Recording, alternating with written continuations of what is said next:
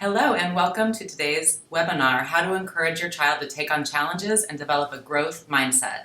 I'm Laura and I'm very excited to welcome our guest today, Ellen Galinsky.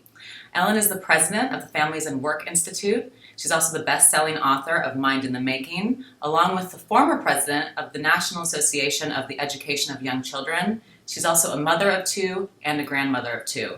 And she's also a return guest because we had such a great webinar with her last time. Ellen, welcome. Thank you. It's a pleasure to be here. So just a few things before we kick off. Everyone, please look to the right of the screen and you'll see a chat box there. Throughout the webinar, if you have questions for Ellen, please feel free to input them there, or you can tweet at us at understood.org. And if you don't have a question, feel free to tell us your name, say hi, and where you're from. And so with that information, Ellen, please take it away. Thank you. And again, it's such a pleasure to be back, Laura, and I've just seen her adorable 5-month-old, and we shared stories about my grandchild and her daughter, so this is very exciting. I'm going to talk about the executive function skill about taking on challenges and helping your child develop a growth mindset. This, for me, has been a journey of 15 years. Yes, that is my bookcase, one of them, and it represents the fact that I am a child development researcher by background, but I have spent 15 years trying to answer one question, which is, what can we do to keep the fire for learning burning brightly in children? Children are born learning, and yet we as a society tend to turn it off more than we should. And that as they get older, some children are really not just turned off to school, but they are turned off to learning. There's a dropout of learning phenomenon that happens. And so I went to the research to understand what we could do to keep that fire that children are born with, that sparkle in their eyes that Laura's daughter, my grandson, both have. How do we keep that sparkle still going? So what I have found in this years of research is the importance of executive function skills. Now, that's a mouthful, executive function. It sounds, as one of my board members always says, like some guy in a pinstripe suit bossing you around in your brain. But what it is, what executive functions refer to are the skills that take place in the prefrontal cortex of the brain, where we coordinate both our feelings, our thoughts, and our social abilities to achieve our goals. And so they pull together lots of different networks in the brain. In fact, on the paper that you see on the left of your screen, number 11, it's called the Air Traffic Controller of the Brain by the researchers at the Harvard Center for the Developing Child. So I actually have made a number of videos. One of the things that I've done in this 15-year journey is to go out and to interview researchers, more than 100. I have both spoken to, but more importantly, gone into their labs and looked at what they know and how they know it. Because I think it's very important to share with both parents and professionals how we get the ideas that we get about children and their development. So if we can show the video on executive function skills, what it does is it describes the fact that children that executive function skills involve three things. They involve the ability to pay attention and focus.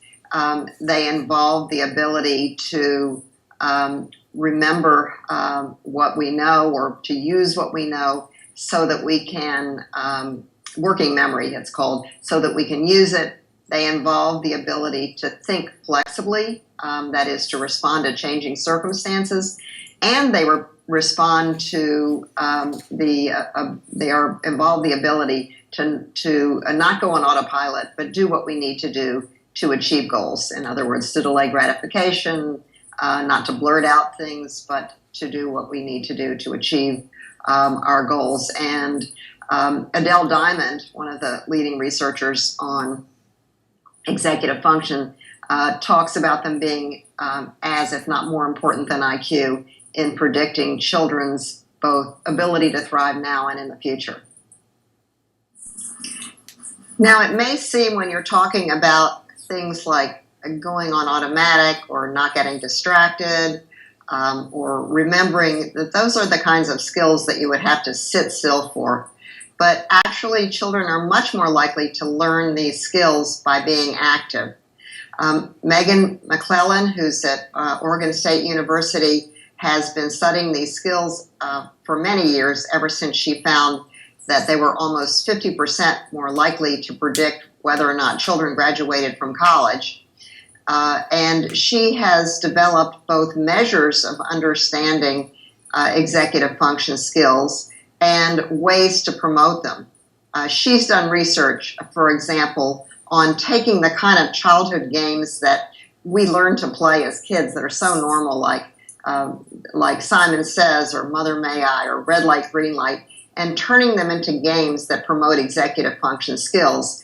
For example, she will say, the experimental will say, and you see Megan McClellan standing there, she'll say, touch your head, just like Simon Says, but the kids, after learning that, then are told to do the opposite and to touch their toes. And so you can see that that kind of game calls on executive function skills, because the kids have to pay attention, they have to remember the rules, they have to be flexible, and they can't go on automatic. They have to do what they're supposed to do, not just what they see the experimenter doing. So if you think that actually sitting still is the way to learn these executive function skills, it's not true at all. It's by being active, it's by playing games, and we're going to talk about one of these skills in depth very soon. But what I found in my 15 year so far, it's still doing it, I just filmed another amazing 3 people a few weeks ago. What I found in this 15-year journey is that there are 7 skills that are based on these core competencies, these core skills of being able to pay attention, being able to think flexibly, being able to use your working memory and not go on automatic, but do what you need to do to achieve your goals. Now, truth in advertising, that glorious-looking child you see is my grandson. Maybe next time we'll put Cecilia, Laura's daughter, up here, but for today I get to see my grandson, which always makes me smile and happy when I get to see him. The 7 skills that I have identified that are most important are focus and self-control. We've been talking about those. Perspective taking means that you can understand that other people think and feel and like and dislike different things than you do. You can understand what might be going on in their minds. Communicating builds on those skills because you think about what you want to say. You're intentional about how you want to communicate, whether it's not just through words, but dance or art or any of the other ways that we communicate. And then you understand how other people will hear it. So it goes beyond literacy. It's being able to communicate in ways that you know how your communication will be heard. You're ready for that. Making connections is at the core of knowledge because it's the symbolic connection. It's knowing that a number of objects stand for something, and that so the number 5 would stand for 5 different objects. For example, or that the letter Z would stand for my grandson's name, Zay. And making unusual connections is at the heart of creativity. Critical thinking, I don't need to tell you that that's critical in today's world where there's so much information that we have to figure out what's valid and what's real because we use that information to shape our behavior, our beliefs, and our actions. Taking on challenges is the skill that I'm going to talk about in depth, so I won't talk about that right now. We'll go into it in a moment, but these are all directed at helping kids become self-directed, engaged learners. In other words, they're not dropping out of learning. They're keeping that sparkle in their eye.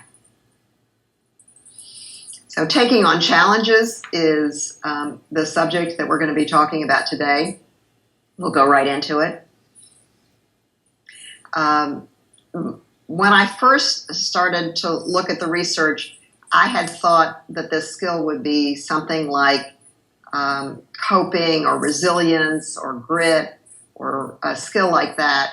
But what I realized in looking at the research that it's coping with stress, which is normal. All of us have stress in our lives, is the base. But we need to go further. We need to take on challenges. But let's start with first how researchers define stress. Megan Gunnar at the University of Minnesota says that stress is a normal part of our life. We try to often protect children from stress, and obviously we don't want them to have terrible things happen to them, but it's through relationships that even when they do have bad things happen to them, that they can cope with it. But everyday stress is actually very good for children to learn how to cope with. In other words, they won't be able to deal with the stress of adulthood if they don't learn to deal with it as children. So you can see that coping with stress is more than just coping. It's actually, or being resilient, it's much more.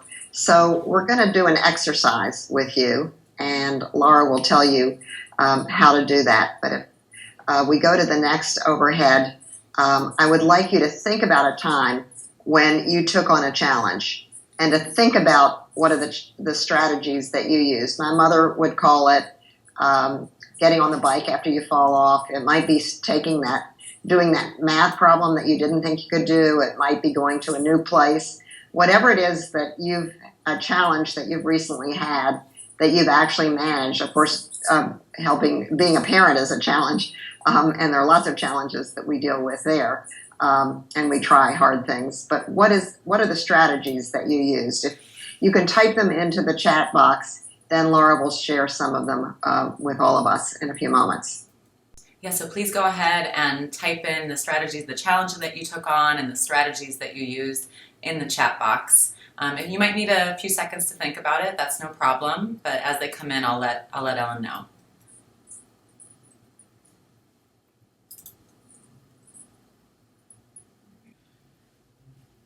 Ellen, why don't you go ahead and how about we keep moving a little bit, and then as they come in, then we can go back to that idea. Does that work for you? Okay, that works for me. Okay, great.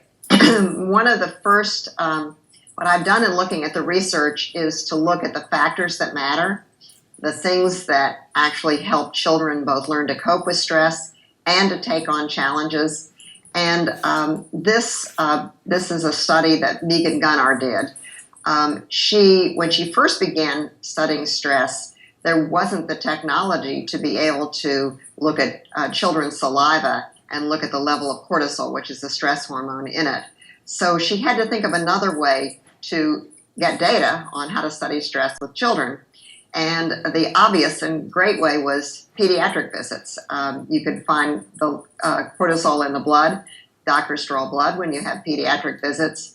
And going to the doctor is potentially a stressful situation. I know my grandson went and had his back-to-school shots on yesterday morning, and when my daughter called me, he was a little bit fussy. So what Megan Gunnar did was she looked at, over time, which children seemed to manage visits to the pediatric well-child visits best. And what she found is that the children who had trusting and caring and relationships with a caregiver, with someone with whom they felt safe and secure, were the children who, even though they might get fussy, their cortisol levels were much better.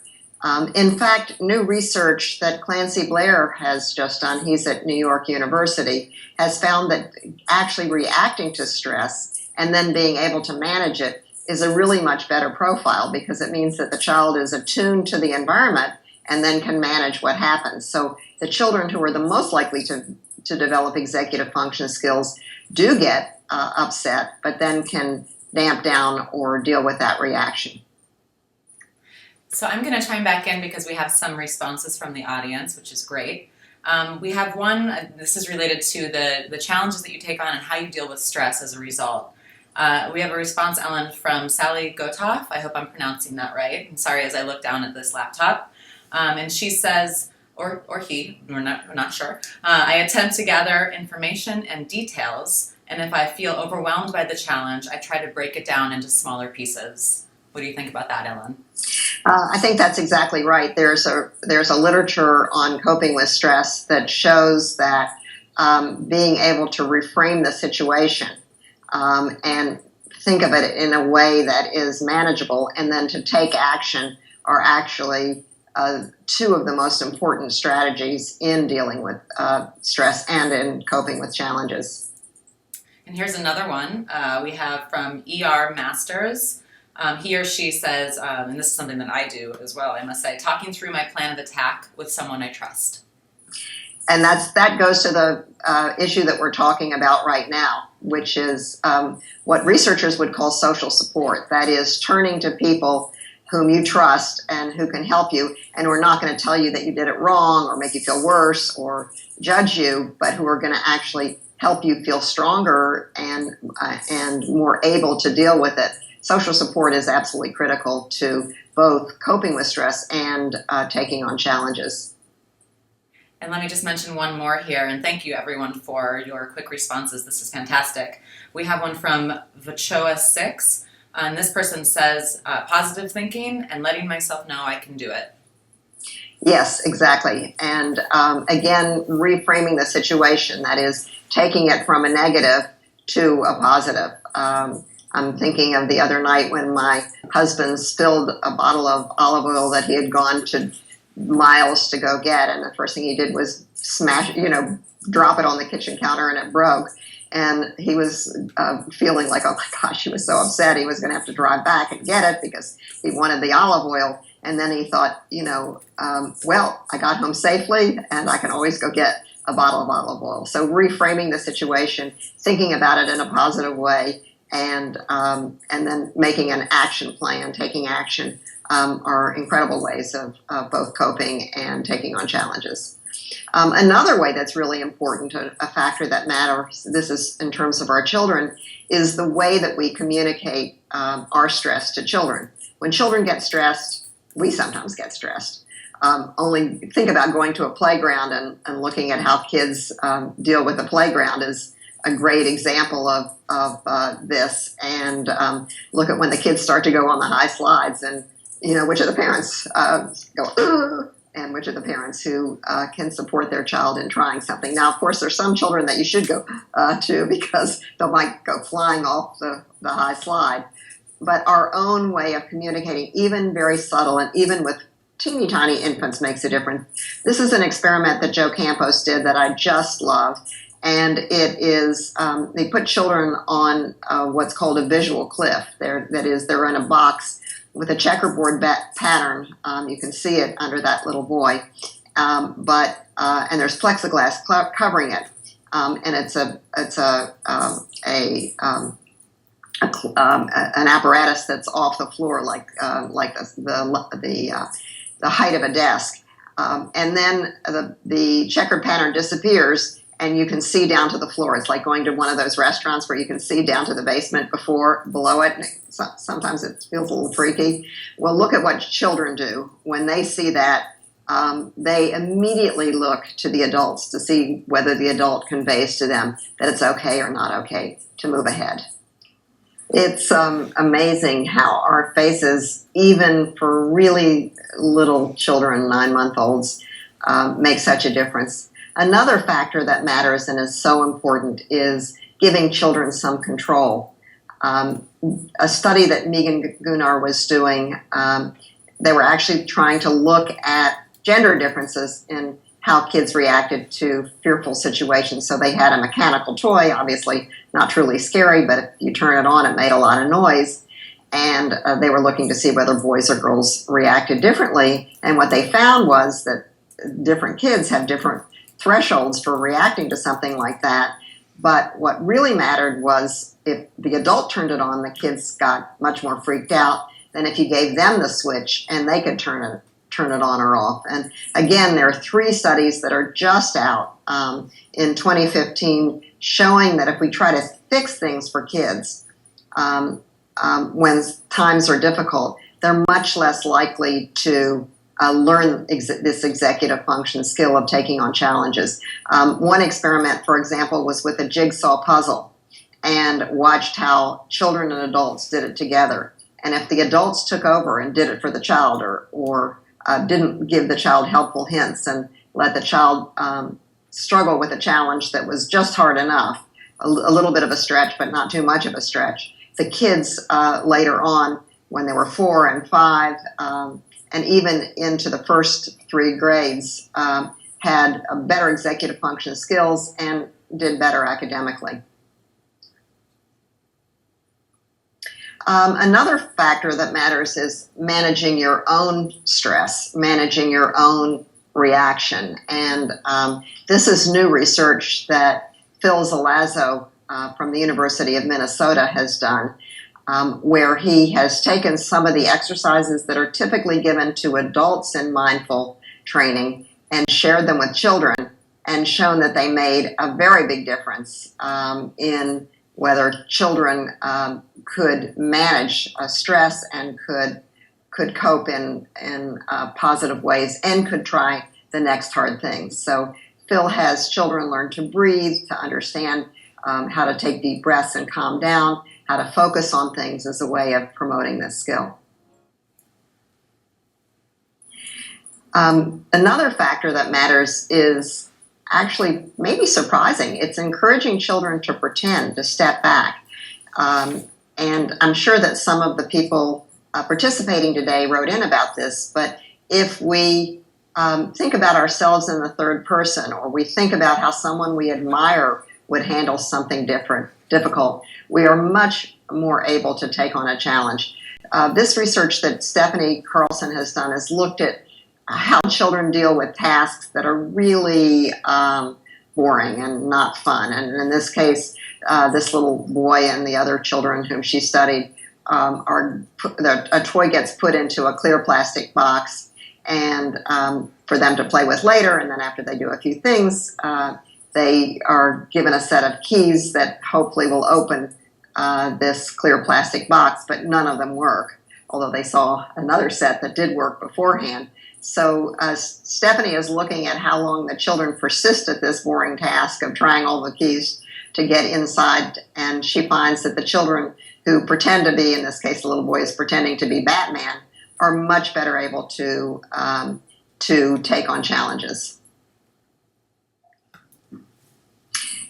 What's amazing about that particular study is that there's a year difference in the children who both think about themselves in the third person or pretend to be a character they admire, like Superman or Dora the Explorer, or for us, anyone we admire, in how we persist and deal in taking on challenges.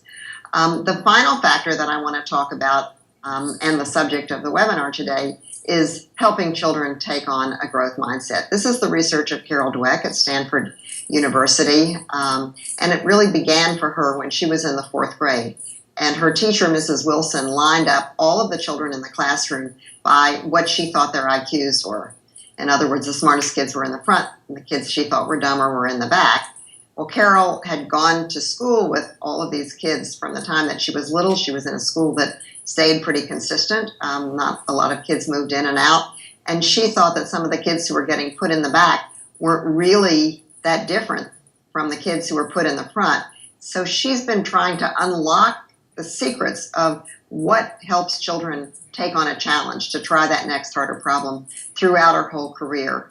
And she's found that among the things that are important is the way we praise children. That is, if we praise children for their personality, you're so brilliant, you're such a good athlete, you're so artistic, that tends to set children back and make them feel that these abilities you're born with them, that they're fixed. She calls it a fixed mindset. And then you want to hold on to that label, so you're less willing to try something hard, versus the kids who are praised for their effort or their strategies. You tried really hard in putting that puzzle together. You put those pieces, that yellow piece to match up with that other yellow piece to make the picture that you want to make. And those are the kids who have a growth mindset. They see that they can learn things, and that will help them take on a challenge. Before we get back to Ellen, I just wanted to chime in briefly and remind everyone that if you have questions that you'd like Ellen to tackle during our Q&A session at the end of her presentation, please go ahead and enter them now in the chat box at your right, or you can tweet us at understood.org. Now let's get back to Ellen. Thank you, Laura. What we've done since my book, Mind in the Making, was published was to pull together resources that can turn this research into action. Our mission at Mind in the Making is research to action. We keep looking at the research, but we keep looking at ways to make it practical for all of us, whether we're parents or teachers or grandparents or however our lives intersect with children. We have selected a library of about 100 books that promote each of the executive function skills. So we've created a special web page for this webinar at Mind in the Making. If you go to mindinthemaking.org and it's at the bottom of your screen, you will see that you can go there to get all of these free downloads. So I'm going to go through some of the resources. Some of you may know the book, My Truck is Stuck. It's one that my grandson really loved. He loved all of that, those dog bones falling off the truck gets stuck. And what we do is we provide ways for you to read the book and talk about it with your child that emphasizes, well, what did that dog do when the truck was stuck? He asked someone else, and he kept asking people, and then asking children, what did they do when they have a problem? How do they solve it? So it helps children think more intentionally about how to solve problems. Llama Llama Red Pajama, I don't know if you know this book, but it's a wonderful book about a baby llama who goes to bed, and then she starts to fret, and then ultimately she falls apart. And it's a perfect story for kids about that time when they're learning to sleep on their own. And we suggest to the parents, this is a great way of talking about children's own sleep time and how they can manage it, because again, as we've shown, that taking on challenges involves having some control and solving the problems that you face. This book ends with Mama Llama saying, even though I'm not right here, I am, I'll come right away. And this is a great message that you can say to your child when you leave your child, that the message is that mommy's always near, even if she's not right here.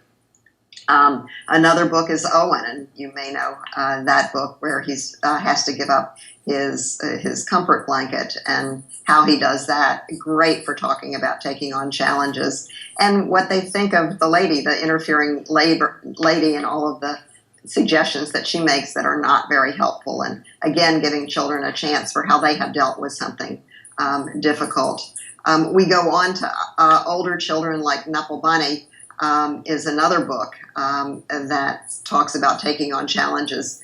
I don't know if you know that book, but the Knuckle Bunny, the lovey gets stuck in the washing machine, and Knuckle Bunny doesn't know it right away, and how they solve that problem, again, provides great insights into dealing with that. And finally, the book Stone Fox is a book for 9 to 12-year-olds. It's about a child who needs to save his farm, and he ends up racing with an adult and the champion, but he's bet his farm on it. In other words, the family won't be able to keep their property if he doesn't win. Again, a real page turner and an incredible opportunity to talk about taking on challenges.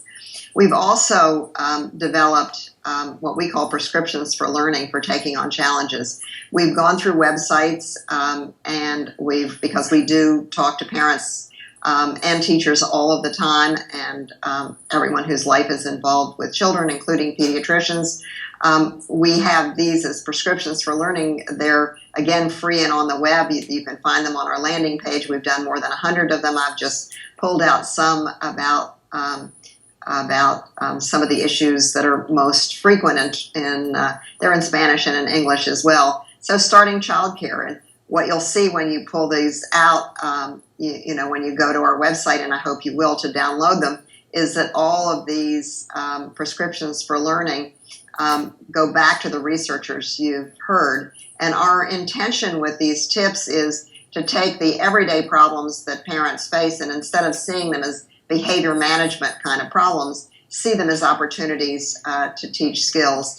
Finally, we have worked with an organization called Vroom, and we have developed close to 1,000 tips with them that turn everyday moments. That we don't ask parents to spend more time, but what we do is at the times when you're with your children, mealtime, bath time, and every time in between, you can use those opportunities as opportunities to promote these executive function skills. And the tips that we pulled together for you that go on for the next couple of slides are how do you deal it when your child is fussy at an appointment, or if we can go to the next one, what do you do when you have to say, when it's time to say, I'm going to put on my glasses and read that, but time to say bye-bye. Is it hard for your child to say goodbye?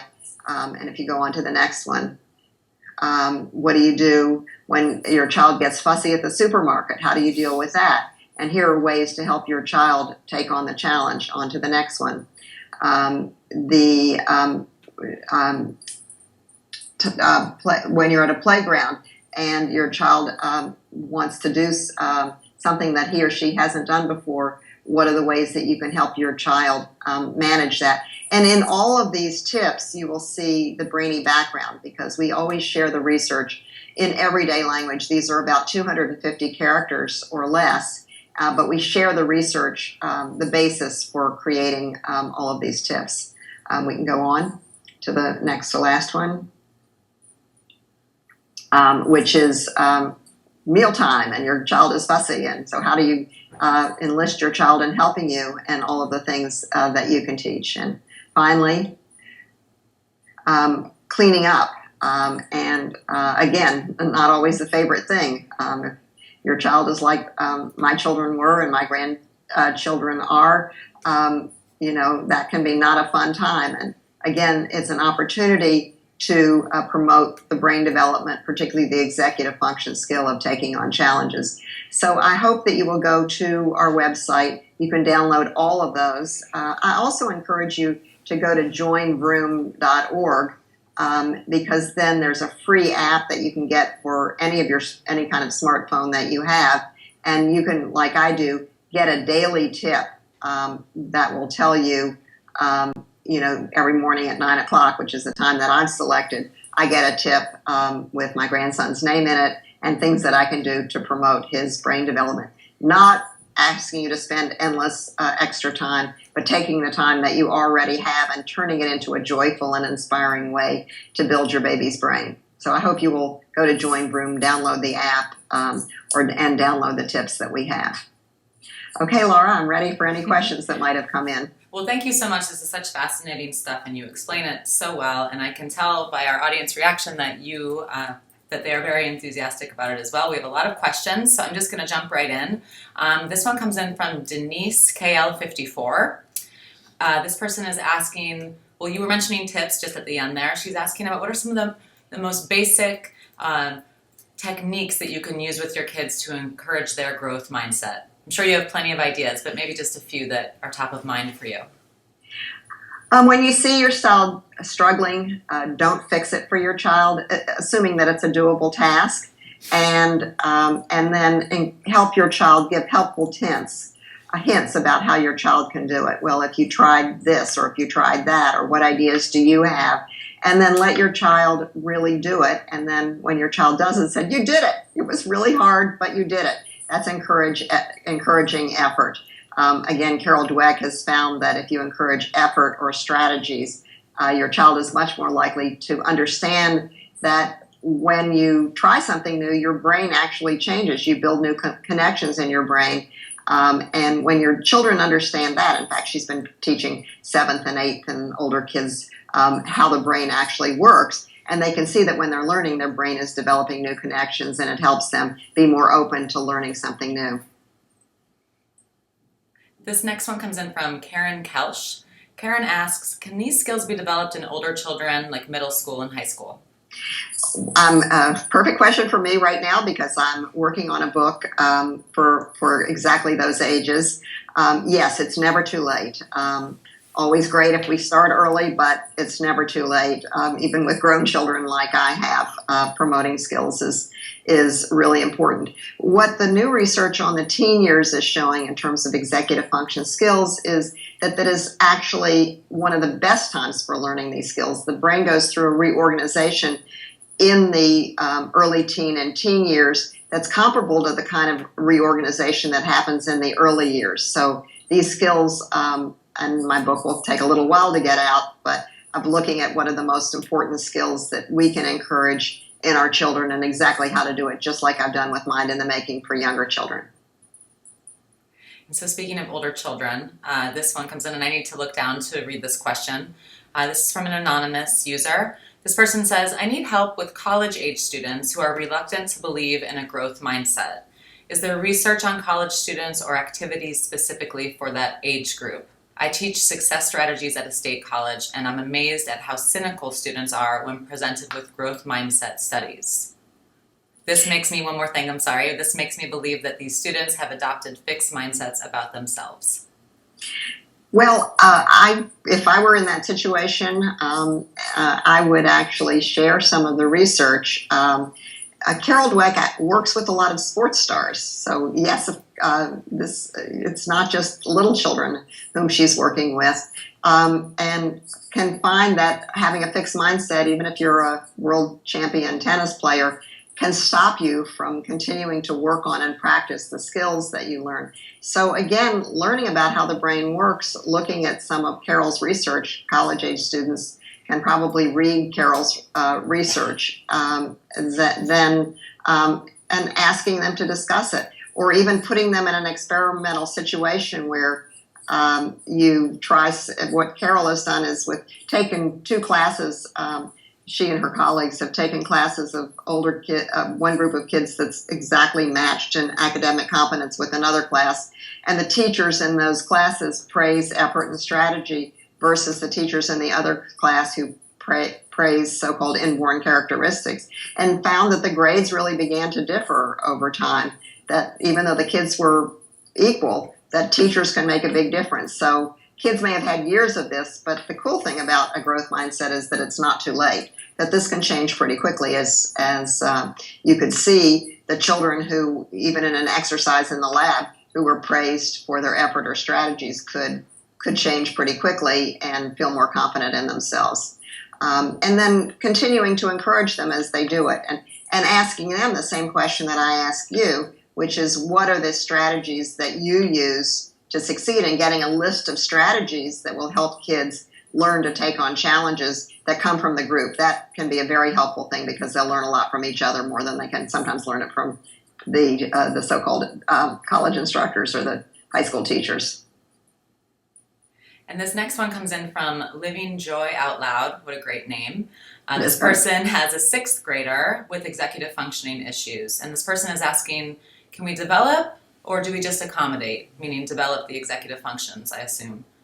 Yes. I mean, the wonderful thing about executive functions and why I am so drawn to this line of research, there have been 13,000 studies done just in the last decade and a half on executive function skills, because they are so important to helping children thrive. I don't know your child, obviously, so I can't answer specifically, but I wouldn't pick everything to work on at once. I might pick one small doable thing and help your child know that you're trying to help him or her learn that skill, and with joy. Your name is perfect.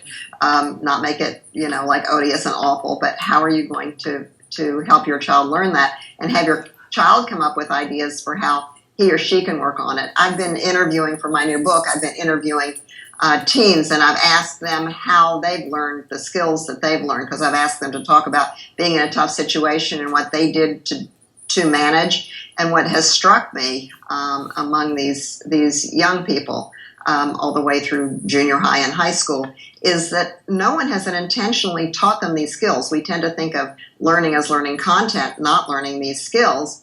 And when they hear from each other, or when they start to think about the skills that they have, it really helps them. Like one child was ADHD, and he figured out that he could really focus if he moved a lot. So he wiggles in a chair, or if he's reading something, or he walks around, or uses a standing desk kind of a notion. And if he's moving, he can actually focus much better. So, but nobody helped him with that. He figured it out. So I would ask your child to figure out one step at a time, but what your child can do to learn these executive function skills.